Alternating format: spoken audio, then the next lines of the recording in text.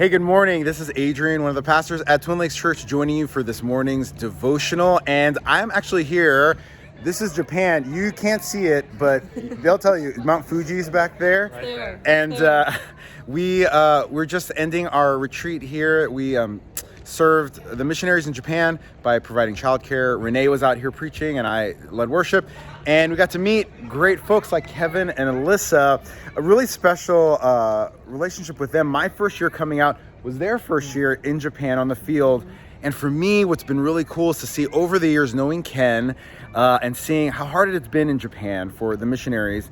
And, you know, there's not a lot of missionaries that were coming to these retreats, but since these guys came on board, the mission field has exploded with missionaries, specifically this conference. And I wanted you to meet Kevin and Alyssa. And, guys, what are some highlights of your time here in Japan and ways people back home can be praying for you? Yeah, for sure.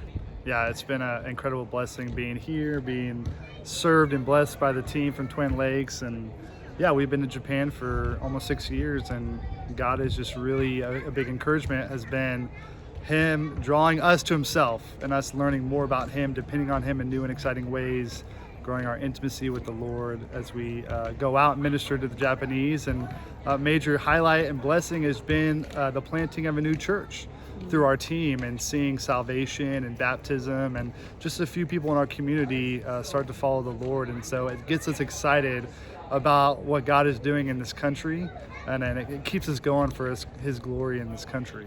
So yeah, we're super blessed to be here. It's a privilege and an honor. Yeah, one of the things I was thinking about is what's really cool about you guys. You're with STUMO, Yep. right? What does that stand for? Student Mobilization. And it's on college campuses in the States.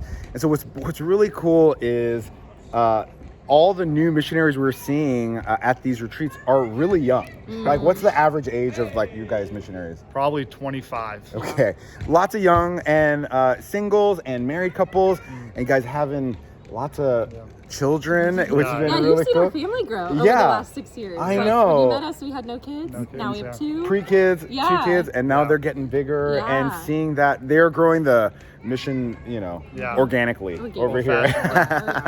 Yeah, but it's been really cool to see that. And it's kind of, for me, an encouragement to folks watching this who maybe are young and think, I don't know, a lot of the missionaries that come back are older, that they meet. But to see young, you're still young-ish, but all the new, but the 25-year-olds, even younger, coming out, that there is a place for young people out on the field. What would you say, how would you encourage, young folks out there, maybe who've never thought about missions, or maybe even, watching this, that's an idea that's come up. How would you encourage them to pray or think about maybe being on the field? Yeah. I really think that, moving overseas as a young person is the best time to give time to missions, because Kevin and I both, after we graduated college, moved to India as missionaries, as single people, and it was the best time. We didn't have any roots down. We were single. We didn't have any. We weren't married, with family, with kids, and so that kind of freed us up to give our life and time. And now we're kind of hooked, and we brought our kids along, and they're in it with us. Yeah, and God has, equipped you and given you a skill set and giftings and passions that can be used to reach a unique set of people across the world that maybe older missionaries aren't able to in terms of relational connection. And so God can use you even in your young age as you kind of follow His leading and you depend on Him. Yeah, and it's really cool because what we've seen here in Japan are really innovative ways to reach people. The traditional thing is starting churches or going on the streets and preaching the gospel out loud. But, having conversations with people in a cafeteria or hanging out with guys at a bath are ways to spread the gospel. And it's really cool to see. Thank you guys for being a part of this. Thank you. Keep them in your prayers as Kevin and Alyssa Ewing. They lead the STUMO team here in Japan, and they're growing. They have 2 kids, and there's lots of kids out here. So keep them in your prayers, and we'll see you next time. Bye-bye. Bye.